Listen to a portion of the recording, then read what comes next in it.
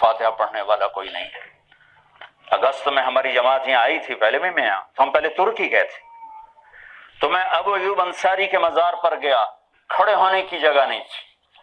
اور میں تاریخ کا طالب علم ہوں، تاریخ سے مجھے عشق ہے، اور تاریخ کو میں نے پڑھا ہے اللہ کے فضل و کرم سے، تو میں ترکی بادشاہوں کے نام جانتا، میں کہ مجھے لے چلو، میں ان کے مزاروں پر جانا چاہتا ہوں۔ سلطان محمد فاتح کا نام تو آپ سب نے اکثر نے سنا ہوگا، جس نے استنبول فتح کیا، اس کی قبر پر گئے، ایک فاتحہ پڑھنے والا کوئی نہیں تھا۔ پھر جس نے عثمانی سلطنت رکھی، 725 سال یہ حکومت چلی، اسلامی تاریخ میں سب سے طویل حکومت کرنے والا خاندان عثمانی ترک، عثمان خان کی قبر پر ایک آدمی فاتحہ پڑھنے والا کوئی نہیں تھا،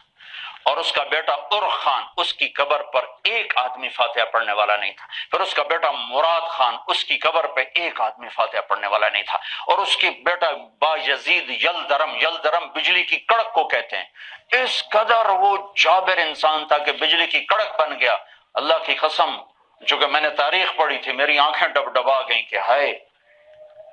ایسا تاریک مزار اس کا، ایسا ویران قبر اس کی کہ مکھی اور مچھر کا بھی گزر نہیں تھا۔ اور مولانا روم کی قبر پہ گیا تو عجب تماشا دیکھا، مسلمانوں سے زیادہ غیر مسلم قبر پہ کھڑے تھے، اور پہلا مزار دیکھا جس پہ ٹکٹ لگا ہوا ہے، پوری دنیا پھر ہوں، مزاروں پہ گیا ہوں، ان کو اتنے وزٹر آتے ہیں کہ وہاں کی وہ جو کونسل ہے پونیا کی، انہوں نے وہاں 20 لیرے کا ٹکٹ لگا دیا، 950 روپیہ بنتا ہے، تو ندی موج بڑی ہوئی۔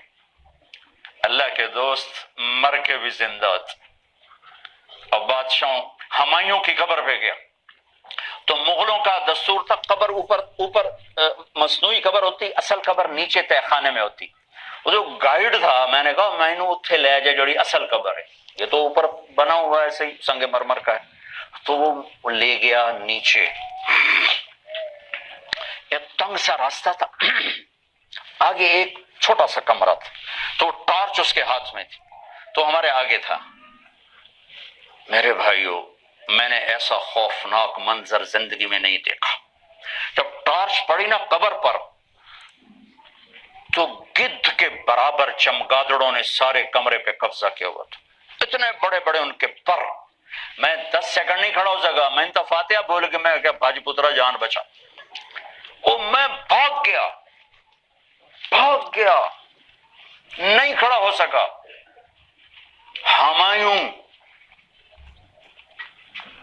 پھر خواجہ نظام الدین اولیاء کی قبر پر گیا تو وہاں ہندو بھی بیٹھے دعائیں مانگ رہے تھے، سکھ بھی بیٹھے دعائیں مانگ رہے تھے، ایمان والے بھی دعائیں مانگ رہے تھے، اور باہر جو دیگیں تقسیم ہو رہی تھی اس میں ہندو تقسیم کرنے والے زیادہ تھے، مسلمان تھوڑے۔